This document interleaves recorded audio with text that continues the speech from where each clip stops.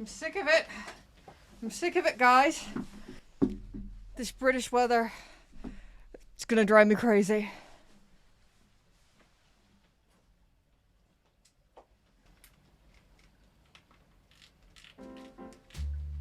Hello, if you're new here, my name is Brittany, and I'm a watch geek, and I'm also currently recovering from jaw surgery, so if you're wondering why I talk real weird, that's why.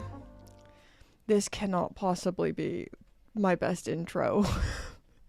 And today, I'm answering some of the questions you guys have left on my community tab. My husband has selected his favorite questions. He sent them to me in a message, and I'm gonna answer them. First question of the day. One watch collection under $1,000 for the rest of your life. Same watch every day. Which one do you pick? Whew. This is always a big question that watch geeks love asking. If you could wear one watch for the rest of your life, what would it be? But now we have the new added constraint of under $1,000. And I live in the UK, so I never even think in dollars. So let's figure out what the conversion rate is. The pound sucks. Okay, so one watch under £791. Oh, that's a really tough budget. There's a few watches that come to mind instantly. So the G-Shock, always a classic, built to last. But I'm feeling torn between a Hamilton khaki field mechanical and a Seiko Presage. And I think I'm leaning more Presage Sharp Edge series.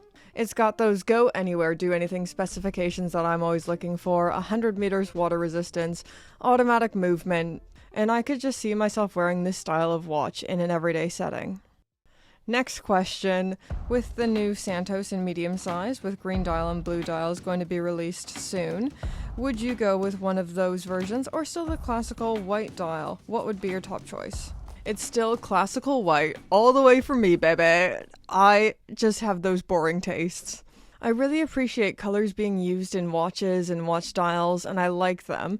But when it comes to putting my credit card down, locking it in, I always find myself choosing the more classical sensibilities. Cartier, in my opinion, had some of the strongest releases of watches and wonders this year, and I could really see these new dial variations being a big hit.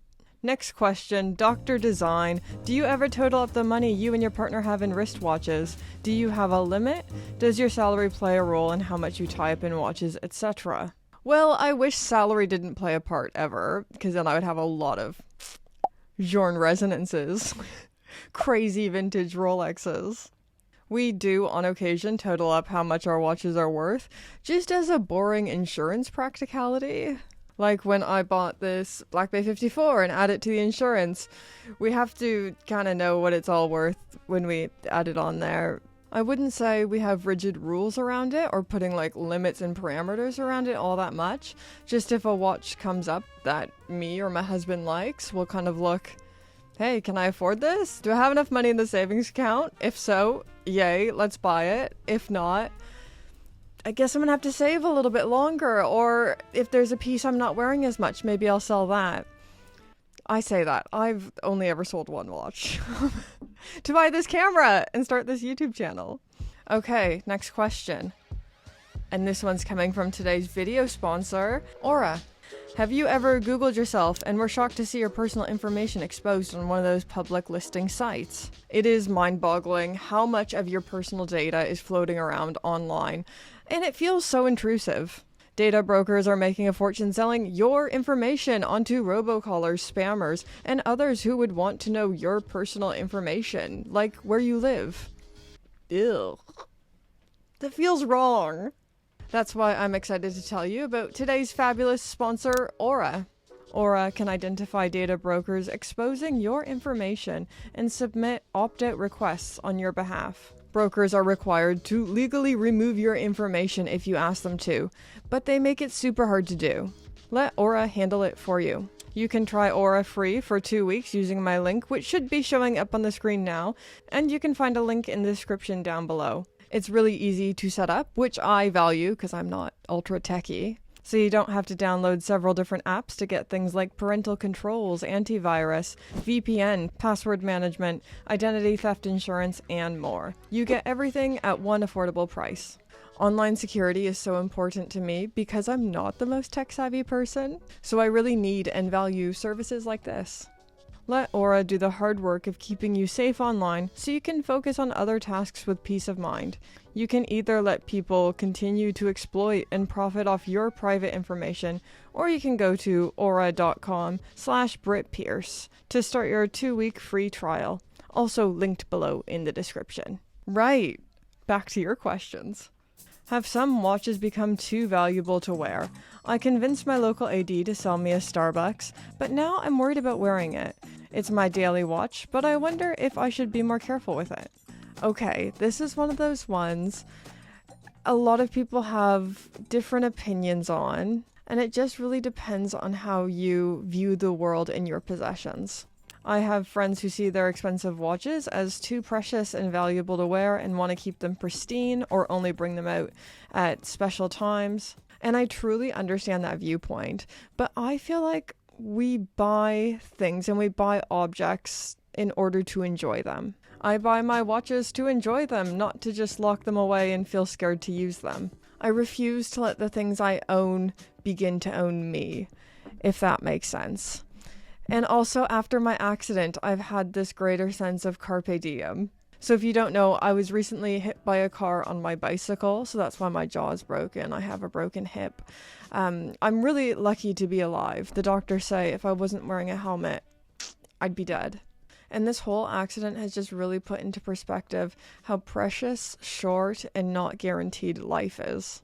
Tomorrow isn't guaranteed. The only thing that is real is the present, is what's happening right now. Today is a gift, so treat it as such. Wear your finest watch. Wear the clothes that make you feel like $1,000,000. Eat from the good china. I feel like owning beautiful things is always this dance between enjoying them and loving them and using them and being good custodians of them. All right, next question. Oyster bracelet or Jubilee Pepsi? The only correct answer is Jubilee. I don't feel like I need to explain myself. Cameron Buckner, I hope your recovery is going well. My question is regarding the history of specific brands and specific watches. I am a history nerd, so I find myself drawn to historical watches, even if I can't afford them. Watches like the Blancpain 50 Fathoms, various Panerais, Breguets, Cartiers, JLCs, etc. However, do you think the average person even cares about the history of these brands? And should the average watch enthusiast care about the history of these brands when there are so many awesome modern micro brands and independents? Okay, Cameron, this is a great question. I need to think. This is a hard one to answer in a straightforward way because watches and what draws us into them is so subjective and uniquely personal. And I think one of the good things is it doesn't have to be one or the other. The joy is variety and loving different timepieces for different reasons. So I got into wristwatches through my husband. For our first wedding anniversary, he gave me a Cartier Tank Solo. And one of the things that made me fall in love with the tank was him telling me the history, the backstory, and other people throughout history who have worn this watch. My husband is in the military, so it just feels like this perfect blurring of us. This watch with a bit of military history being inspired by the Renault tank, and with the first prototype being gifted from Louis Cartier to the US General John Pershing? Sorry, John. But it's also this chic, stylish watch as well. It was these blurring of boundaries that made me fall in love with it. I feel like I'm getting off base here. What I'm trying to say is I feel like there will be some people who are really drawn in by the historical side of watches, while others might be more into indies. Some people are particularly drawn to the engineering, and other people are drawn to exclusivity and hard-to-get watches. We're all a little bit different, but I think you'd be surprised by how many muggles are into the historical side of things. Maybe they don't want to get as far into the deep weeds as us watch geeks do, but I think people are always drawn to history. Have you ever dabbled into Seiko Modding or other kinds of watch mods? Would you ever want to sit down with a tray of parts and make a watch exactly as you wanted it? You know, I could never really relate to this impulse, and it's so funny. James and I were just talking about this recently. I've never been a handy person. I was never that kid playing with Lego or like building towers out of blocks. I was the kid playing with Barbies and making my parents watch me do like dance routines. Whereas my younger sister was that person who played with Lego and loved building things, and she has this engineering mind to her, and she's someone I could see modding watches. Actually, one of the best gifts I've ever received is a modded watch. Hold on, I'm gonna go get it. Oops. So after my FP Journe Elegante was stolen, sad times, amazing subscriber James Blonde and A1 Watch modded this Casio. And it might just be the loveliest gift I've ever received. Hold on, you guys have to look at the attention to detail as well. Look at this. So I love mods. I just don't think I'll be a modder myself. Alright, last question. Oh, and this is a really nice one. Demetrius asks, how are you doing, Britt? How's your recovery coming along? Oh, this is just crazy nice of you to ask. Thank you. I'm doing good. Every day is a little bit better than the last. And recovery is just a journey. I have days where I'm feeling optimistic and I feel like I'm getting so much better. I have days where the pain's just a lot. And it's a little bit strange when you physically don't look as bad as you did before and people kind of think the pain is gone, but I still have so much pain. But yeah, God bless painkillers. All right, I think I've talked enough. I love Q&As. There's so many amazing questions I still haven't got to. So if you guys liked this one, we'll do it again. I'll get some more questions up or ask you guys for some more. Keep an eye out for the community tab, or I'll put it on Instagram as well if you want to get your questions in. Don't forget to do all that amazing stuff to feed the YouTube algorithm gods. Like, comment, and subscribe. Let's thank the patrons now. Today, for our joke portion, I'm just gonna fire through some quick good jokes that I like. We're doing a quantity over quality thing. What do dentists call their x-rays?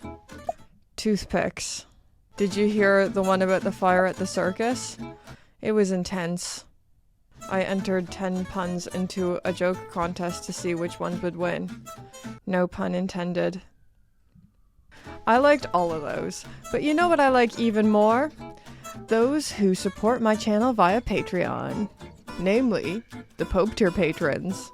You are all the best, you're all the greatest, all tier patrons. You're the best and most amazing, but it's a part of Pope tier Patreon that they get a shout out at the end. So thank you. Also, big shout out to our newest Pope tier Patreon supporter, TV. You are amazing. Okay, bye guys.